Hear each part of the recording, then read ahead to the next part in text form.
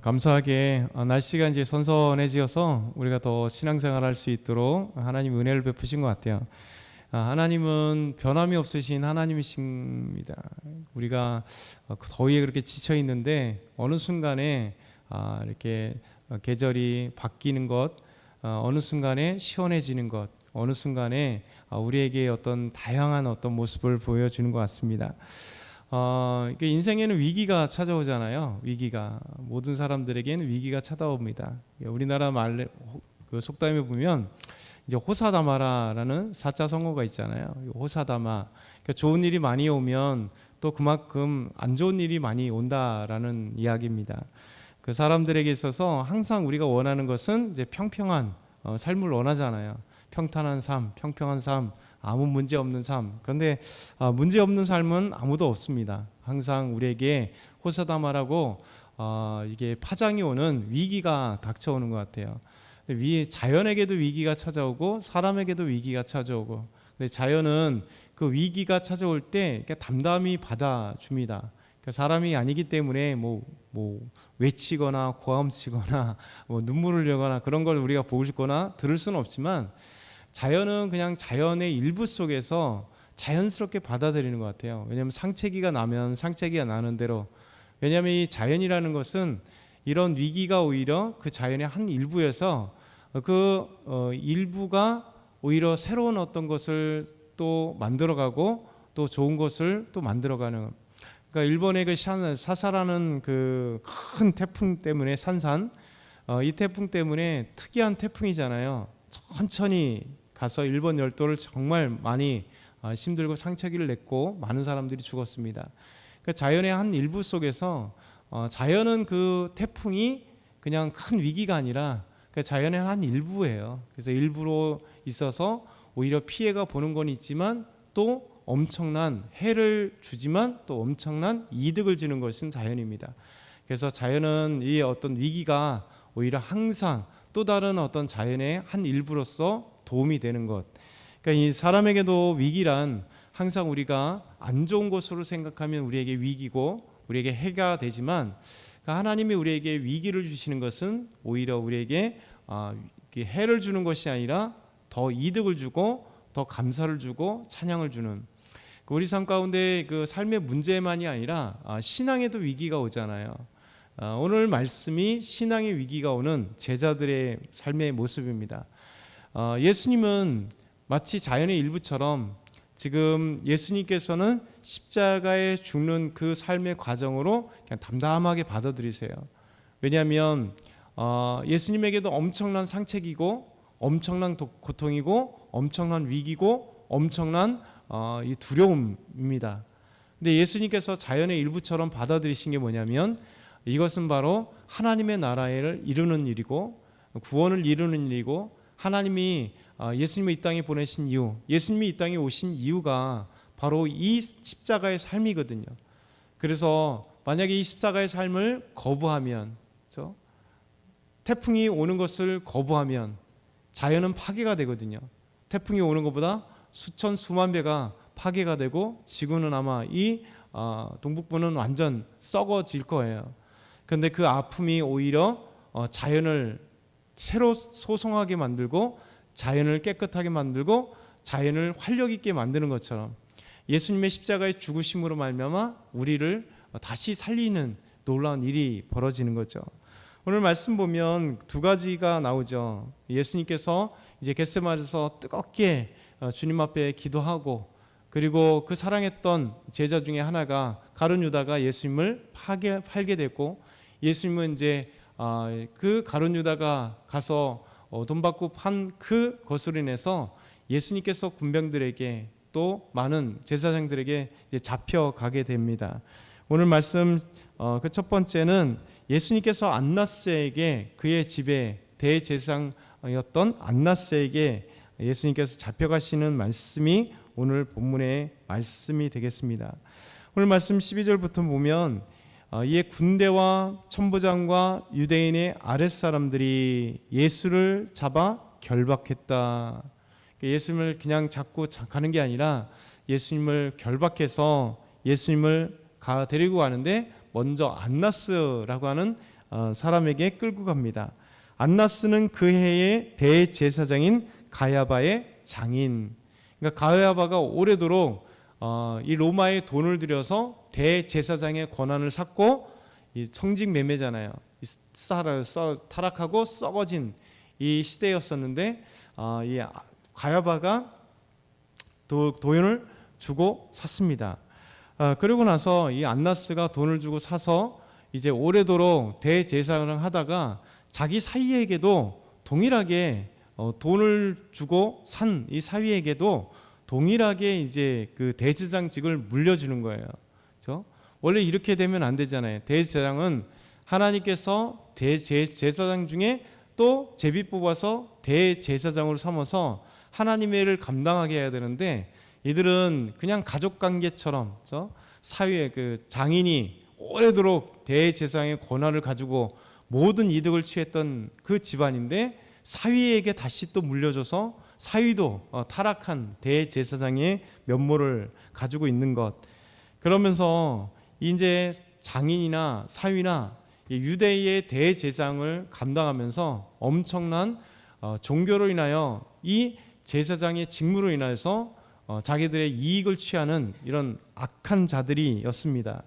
그래서 가야바는 유대인들에게 한 사람이 백성을 위하여 죽는 것이 유익하다. 우리 요한복음 11장 말씀에 49절에서 50절 말씀에 이 말씀이 있죠.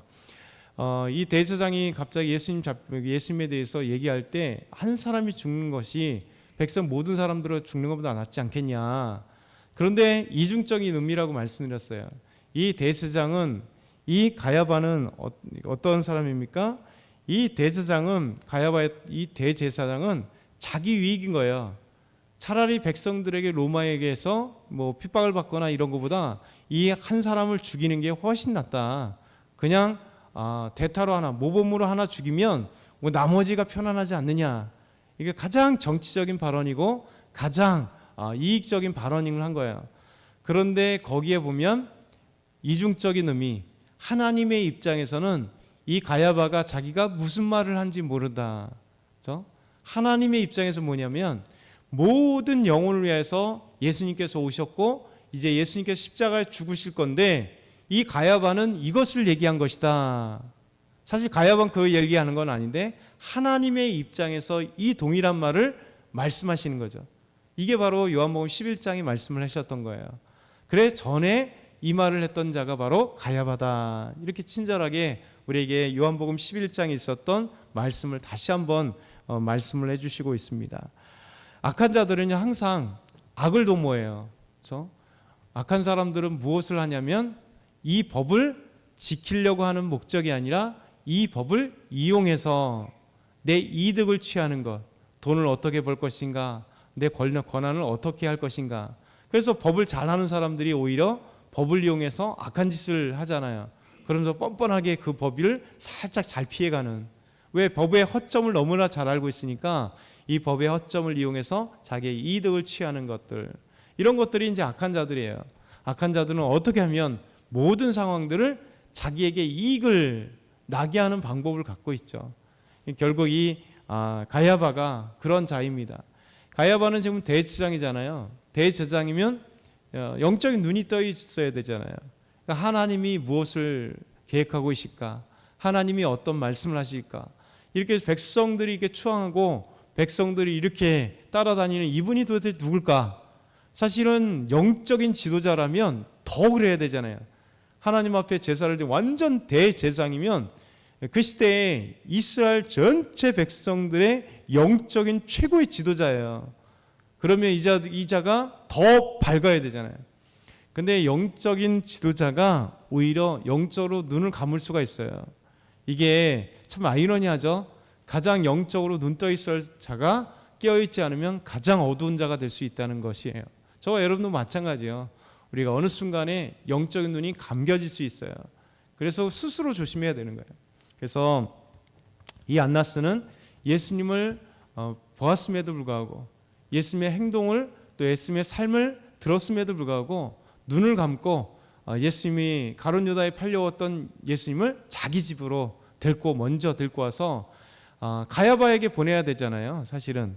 그런데 안나스가 아직도 실권을 장악했다는 거예요. 자기 사위가 지금 대제사장인데 글로 원래 먼저 끌고 가야 되는데 여기 안에서도 이 정권의 힘의 균형의 논리가 있는 거죠. 은퇴했어도 아직까지 실권을 장악하니까 가야바의 집에 데리고 간 거예요.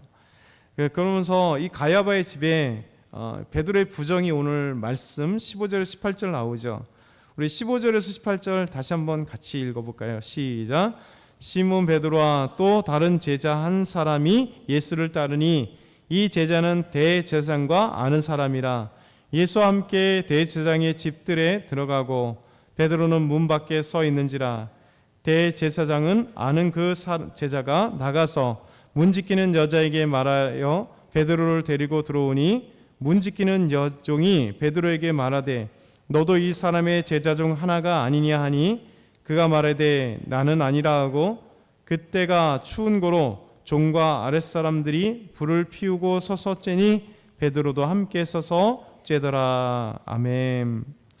예수님이 잡혀갈 때 가야바에게 잡혀갈 때 베드로와 다른 제자, 이름이 밝혀지지 않은 다른 제자, 학자들은 이 다른 제자가 누구냐, 예수를 사랑하던 그 제자 이렇게 표현하는 것처럼 사도 요한이라고 이야기합니다. 그러니까 예나 지금이나 동일한 것 같아요. 뭐냐면 아는 사람 있으면 그냥 프리패스예요. 자, 들어가는 것 같아요. 백이 중요하죠. 백이 중요해요.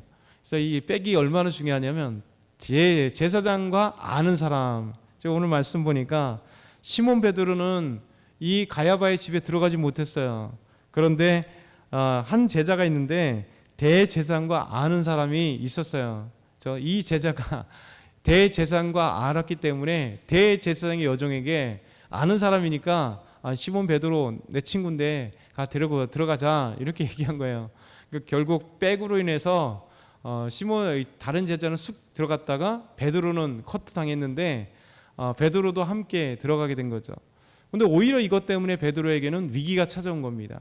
차라리 밖에 못 들어갔으면 괜찮은데 이 들어가게 됐을 때 이 문을 지키는 여종이 베드로를 향해서 베드로를 안 거예요. 너도 저 사람의 제자가 아니냐.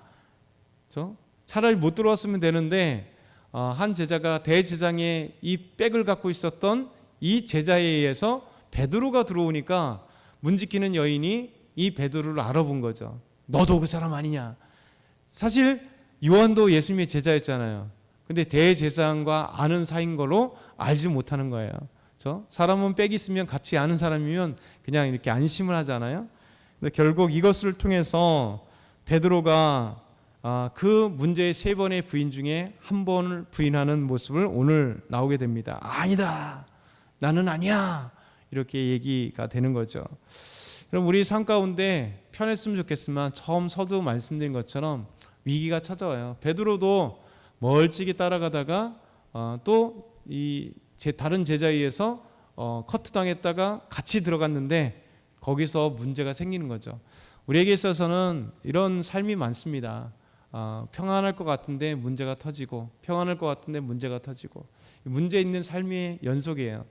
근데 우리가 잘 생각해 보면 이 문제가 자연 안에서도 오히려 위기가 하나님은 그 자연에 한 소송을 일으키는 아름다운 것으로 이기듯이 우리 삶 가운데도 하나님 문제가 오히려 우리의 믿음을 확인하는 좋은 문제가 되기도 하고 때로는 우리의 믿음을 굳건히 세우는 거기도 하고 때로는 우리가 넘어지게 하셔서 비록 상체기를 나지만 거기서 큰 깨달음을 얻게 하기도 하는 하나님의 은혜의 그 문제들이 우리에게 있다라는 사실을 기억하시면서 오늘도 믿음으로 승리하는 저와 여러분 다 되길 소망합니다.